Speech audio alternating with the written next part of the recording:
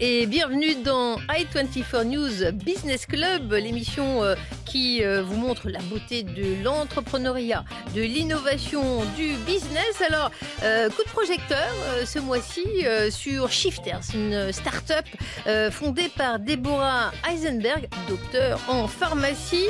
Shifters aide les travailleurs en horaire décalé et les aide à adopter un sommeil récupérateur. L'alliance de la technologie aux neurosciences cognitives permet de proposer un programme personnalisé à chacun des travailleurs en fonction de leur rythme et de leur métier. Notre grand invité, c'est Jean-Noël de Galzin, fondateur et PDG de Wallix. Et oui, les attaques cyber ont bondi de 150% sur un an. Il nous parlera des menaces qui rôdent. Et puis ce sera le moment d'échanger avec Émeric Gastaldi, gérant Action Internationale chez Edmond Rothschild AM, qui investit dans le capital humain.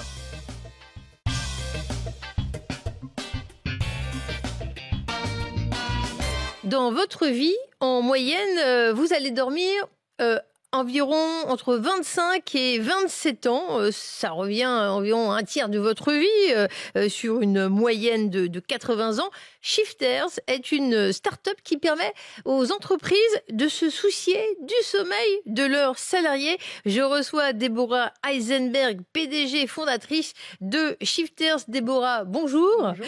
Alors, votre start-up est lauréate de J'aime ta start-up, un programme qui mêle éthique, économie, entrepreneuriat, créé notamment par Jean-Daniel Pic. 10 entrepreneurs avaient été sélectionnés, 4 finalistes. Shifters a gagné. Alors, vous aidez les salariés à trouver un sommeil récupérateur, mais ça concerne combien de Français, les horaires décalés ?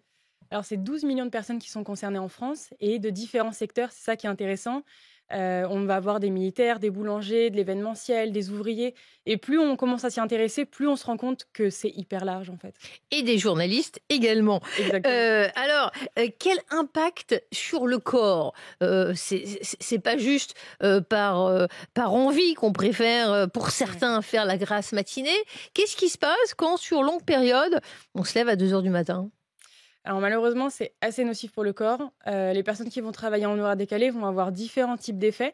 On va avoir des éléments sur leur santé, que ce soit forcément des troubles du sommeil, des maladies neurodégénératives beaucoup plus aggravées. On peut avoir de la prise de poids, de l'irritabilité, des gens qui vont être moins réactifs dans l'urgence aussi, et du coup forcément beaucoup plus d'erreurs, d'accidents au travail et de la somnolence au volant qui peut conduire malheureusement parfois à des accidents.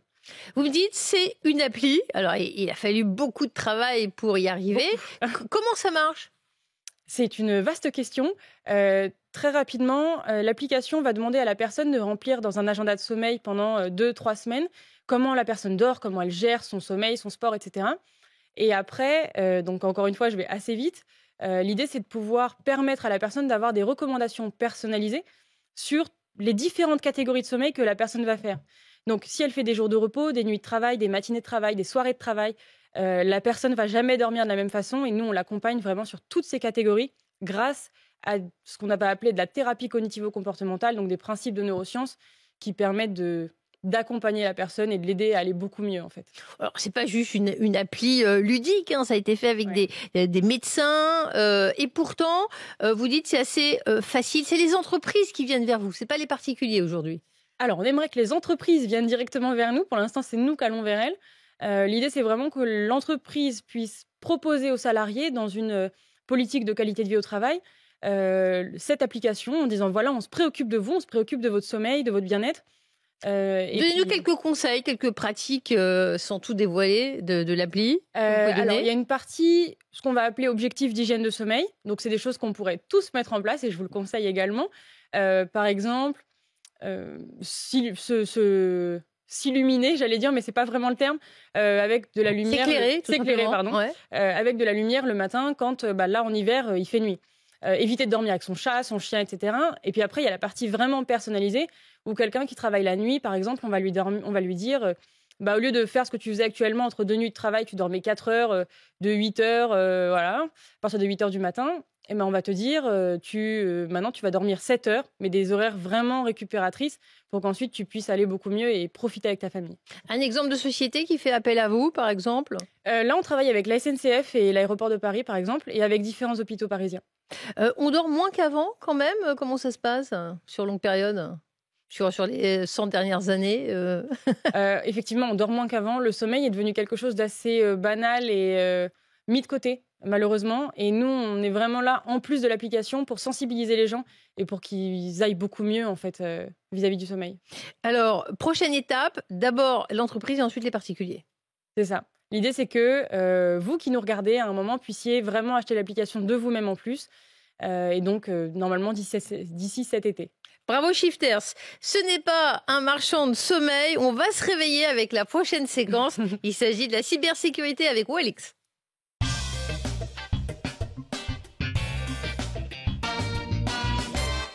Total Energy, décidément habitué aux crises. Si la pénurie d'énergie concerne tout le secteur, toute l'économie, à cause notamment de la guerre en Ukraine avec son onde de choc, difficile de ne pas voir que le groupe pétrolier accumule les déboires. Il y avait eu le camouflet infligé par les organisateurs des JO de Paris en 2024. Voulant des JO exemplaires, ils avaient boudé Total comme sponsor. À l'automne, ce sont cette fois les files d'attente devant les stations-service qui font couler beaucoup d'encre. Cette fois, le PDG de Total n'est pas sorti du bois. Et puis, il y a eu des bourdes. Le chef de l'État a martelé au début de la crise un pas de panique qui a provoqué en vérité une ruée sur les stations-service à toute pompe, justement. Alors, à la mi-octobre, le PDG était resté absent dans les médias, suggérant que les syndicats avaient aussi porte close. Dans les tops, les constructeurs français au mondial de l'automobile, très présents. Ce n'est pas le cas des étrangers. Ford a répondu présent, mais c'est tout, à l'exception de quelques constructeurs chinois et du vietnamien VinFast. Mais Renault a fait sensation avec une nouvelle version de la 4L, une version électrique. La 4L, vous le savez, c'est une icône française avec plus de 30 ans de carrière, 8 millions d'exemplaires vendus. Donc voilà, beaucoup de voitures de rêve, de concept cars, de petits constructeurs naissant au mondial de l'automobile et les Français bien au premier plan.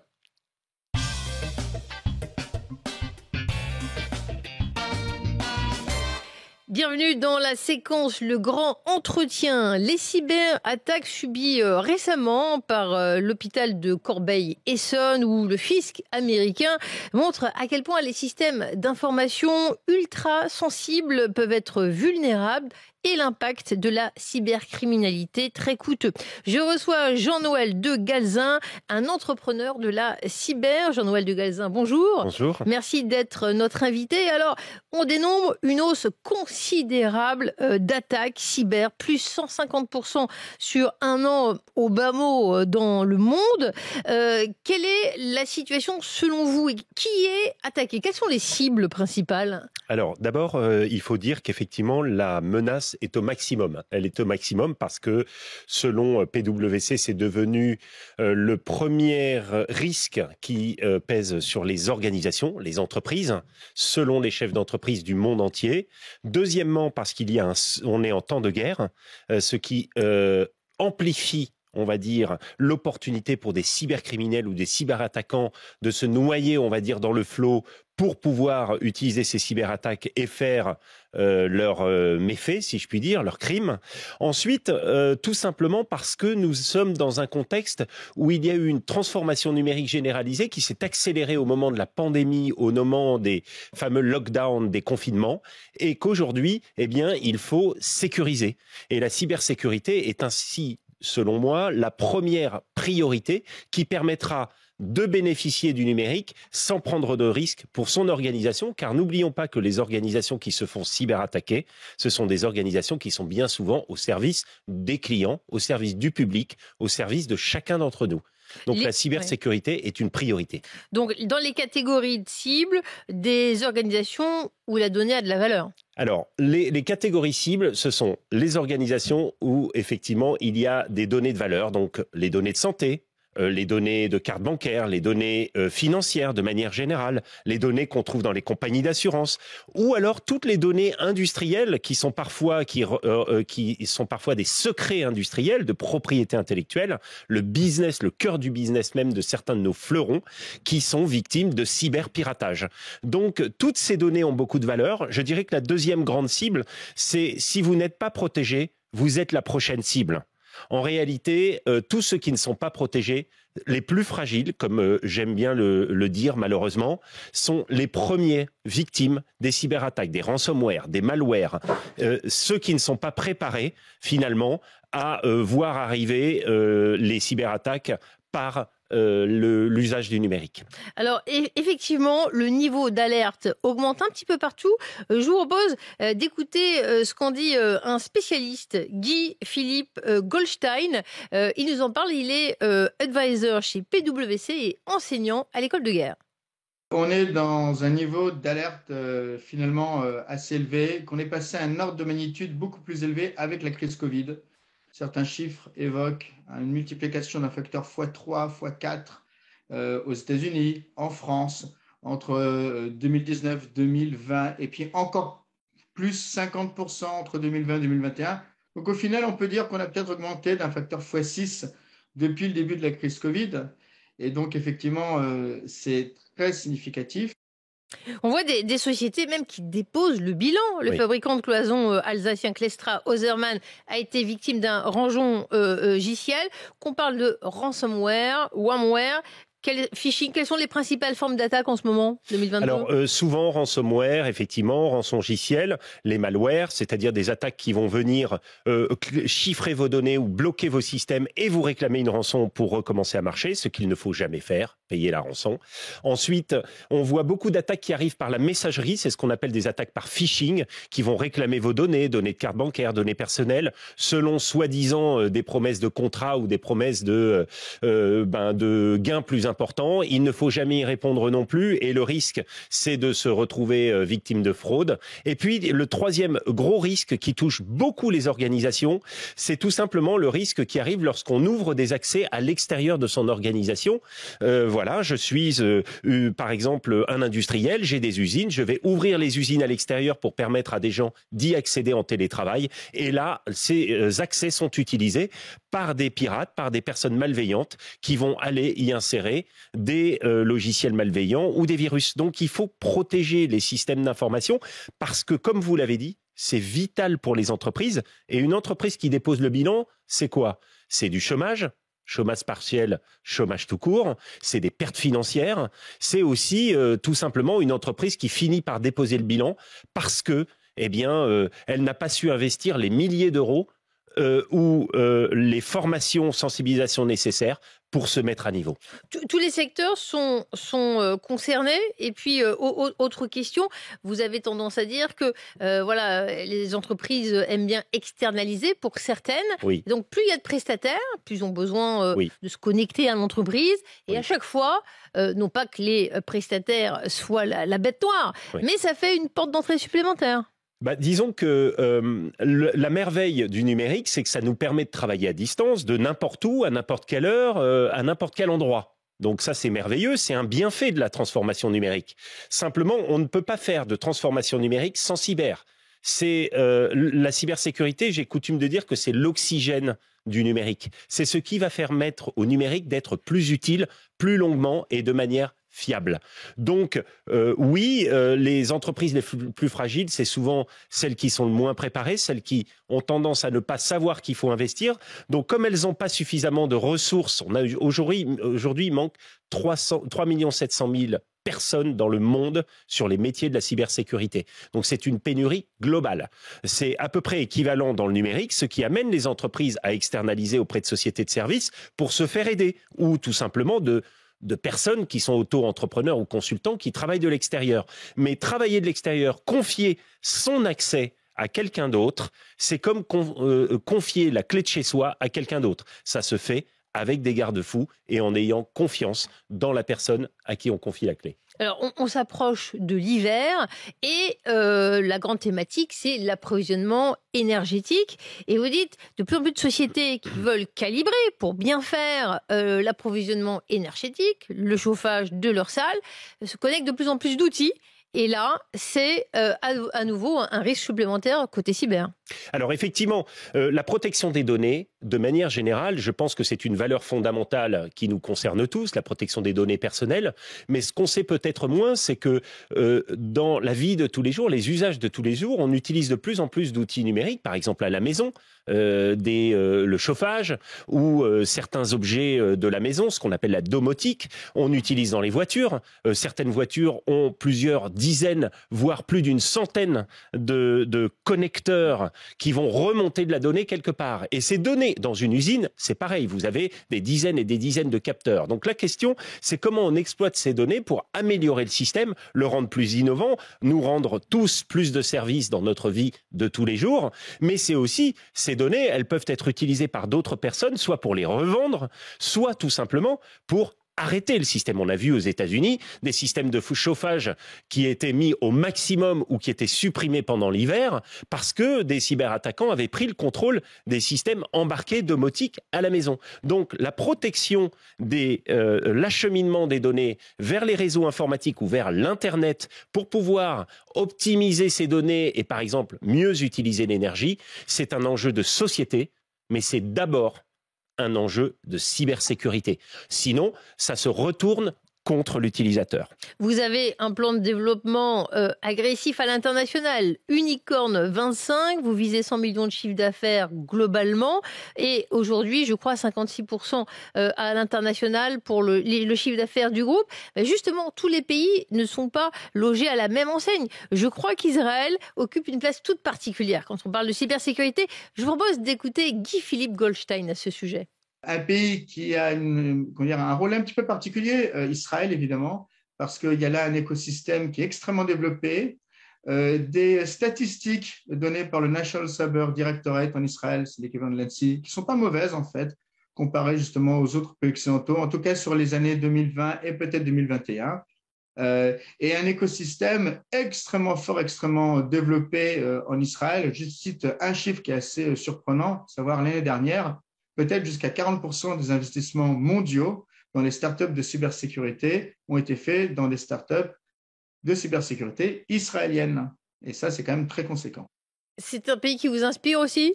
C'est forcément un pays qui nous inspire lorsqu'on est dans le domaine de la cybersécurité parce que d'abord, Israël est un pays qui est extrêmement fort dans toutes les matières d'ingénierie et c'est un pays qui est dans l'urgence parce qu'il est constamment en guerre. Donc c'est un pays qui sait aller vite, c'est un pays où les personnes font un service militaire, ont une culture de la sécurité et du reste au niveau des investissements en matière de cybersécurité, chaque entreprise en Israël consacre 22% de son budget d'informatique à la cyber, là où les entreprises françaises consacrent entre 3 et 5%.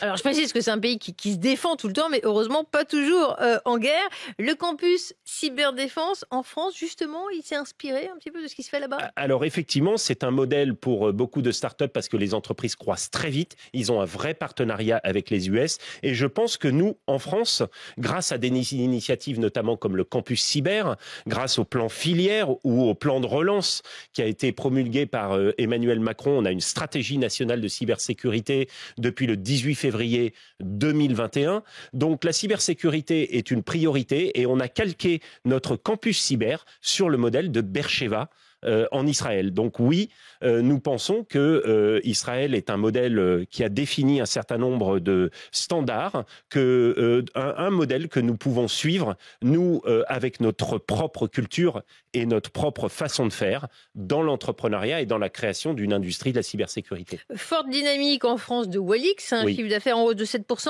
une hausse des charges d'exploitation, notamment parce que vous recrutez, c'est ça ? Alors nous, en fait, on a un plan d'investissement 2022-2025 et notre ambition, c'est de devenir le champion européen de la cybersécurité pour aider les entreprises à reprendre le contrôle de leurs accès numériques. Donc, on a un plan qui va nous amener à investir en ce moment pour être beaucoup plus présent aux États-Unis, investir dans la cybersécurité des systèmes industriels et faire de Walix un champion de la cybersécurité qui accompagne la transformation numérique des entreprises. Et ça, c'est de l'investissement pour les années qui viennent. Vous recrutez beaucoup, 100 personnes et notamment des femmes. Nous avons 28% de femmes par rapport à un secteur où il en existe 11%. Et nous allons chercher des femmes, des hommes, des étudiantes, des étudiants dans les écoles. Nous pensons qu'il est important d'aller sensibiliser aux risques cyber et amener des talents à s'impliquer dans les métiers de la cybersécurité. Et chez Walix, il y a des carrières à faire en France et à l'international dans la cybersécurité. Votre marché de la cyber industrielle, c'est un marché en croissance ? Le marché de la cybersécurité industrielle, c'est un marché qui fait 16 milliards de dollars dans le monde. Et c'est un marché qui est absolument clé puisque c'est celui qui va permettre à l'industrie et à l'ensemble des secteurs industriels de se moderniser en embarquant davantage de numérique et donc à être plus agile et plus compétitif à l'avenir. La cybersécurité est un atout de compétitivité pour les entreprises. Merci de nous protéger. Merci à vous.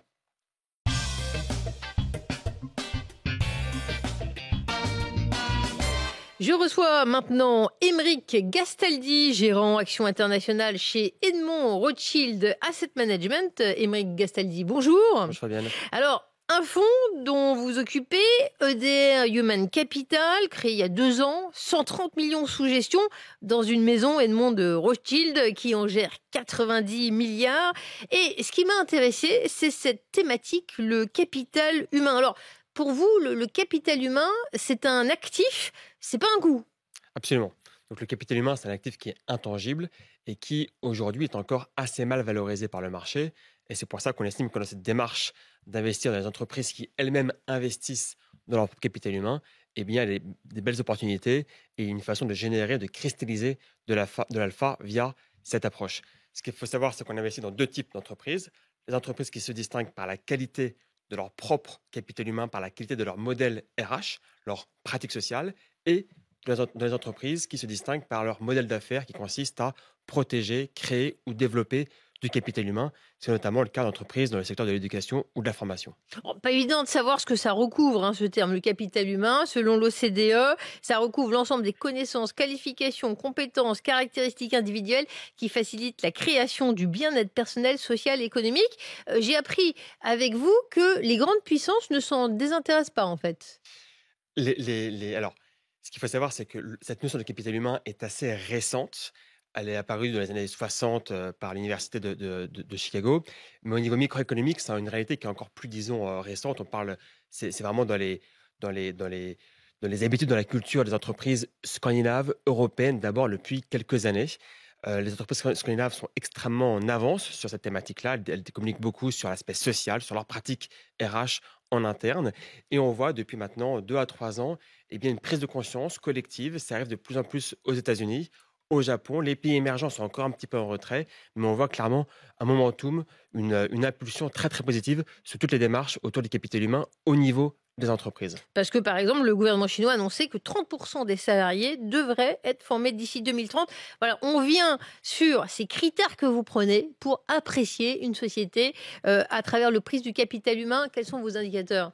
Alors, on va regarder entre 20 à 30 indicateurs spécifiques pour chaque entreprise qu'on étudie avant de la mettre en portefeuille. Donc, ça va typiquement être des indicateurs tels que le taux de turnover des équipes, ce qui nous permet d'avoir une idée sur la capacité d'une entreprise à retenir ses talents et en attirer de nouveaux. On va regarder le niveau d'accidentologie, on va regarder également le niveau de diversité homme-femme. On va aussi regarder des indicateurs de qualité de l'emploi. La qualité de l'emploi, ça va être par exemple le taux d'emploi à temps plein versus les emplois précaires ou les emplois à temps partiel. Et en croisant ces 20 à 30 indicateurs qui sont à la fois qualitatifs et quantitatifs, on arrive à une estimation, à une analyse assez fine de la culture RH, du modèle social de l'entreprise en question. On va voir un petit graphique. Les entreprises qui ont le meilleur score d'indice du capital humain, il y a un rapport, une équation sur le rendement. Alors, il y a une corrélation très très forte entre les pratiques RH, entre la pertinence d'un modèle RH, d'un modèle social et la performance opérationnelle puis financière. Et effectivement, dans ce domaine, il y a eu pas mal de littérature académique, de recherche académique qui est venue démontrer cette corrélation. On estime que les entreprises qui ont les pratiques RH les plus vertueuses génèrent un alpha moyen, donc un supplément de rendement moyen annuel de 3% par an sur le long terme. C'est intéressant parce que cet automne se caractérise par une montée des tensions sociales en France, du moins. Un pouvoir d'achat menacé par la flambée des prix de l'énergie, par l'inflation. Les relations se durcissent un peu ici ou là entre patronat et syndicats. Et c'est dans cette période que vous nous dites il faut se soucier du capital humain et pas seulement en temps de crise, quoi. Absolument. C'est un driver de performance sur le long terme. C'est un impact sociétal positif et ça, c'est quelque chose qu'on souhaite encourager avec l'approche du fonds. Mais également, il faut que les managers, il faut que les équipes de management comprennent, entendent que ces pratiques sociales ont un impact positif à terme sur leur performance opérationnelle et, in fine, sur leur performance financière. Quelles sociétés font partie de votre fonds, par exemple ? Alors, nous sommes investis dans des entreprises françaises comme Michelin, comme Hermès. Nous sommes également investis dans des entreprises américaines, asiatiques. Aux États-Unis, nous avons investi dans une entreprise qui s'appelle Stride, qui est l'équivalent du CNED aux États-Unis, et qui permet du coup aux enfants, aux élèves de poursuivre une scolarité à distance. L'impact sociétal est très très positif puisque par exemple c'est ce qui permet à des enfants de salariés saisonniers, donc ceux qui doivent malheureusement changer de ville tous les 3 ou 4 mois, eh bien leurs enfants peuvent suivre une scolarité quasiment normale grâce à ce type d'entreprise. C'est également une entreprise qui permet aux enfants très malades qui doivent passer du temps à l'hôpital d'avoir une scolarité quasiment normale avec ce système de scolarité à distance. Donc investir dans l'éducation, c'est pas seulement pour ces enfants. Pour vous, il y a une visibilité qui fait que vous pensez que ce sera un retour gagnant en termes d'investissement financier. Absolument. Il faut savoir que les budgets d'éducation sont en progression de 5 à 6% chaque année, de façon acyclique, donc très très peu sensible au cycle économique, et qu'au sein de cela, il y a des niches comme la EdTech, donc toutes les technologies et les outils digitaux autour de l'éducation, qui, eux, progressent de 15 à 20% par an. Merci Émeric Gastaldi d'avoir été notre invité pour cette séquence bourse. Je rappelle, cette émission a été préparée et je les remercie tout particulièrement en ce mois de grève. Je remercie Mélanie à la coordination de la production, Baptiste également comme chef d'édition. Merci à Georges et à la régie qui étaient présentes. Bien sûr, merci à nos invités qui ont parlé aussi bien de la cybersécurité que de finances.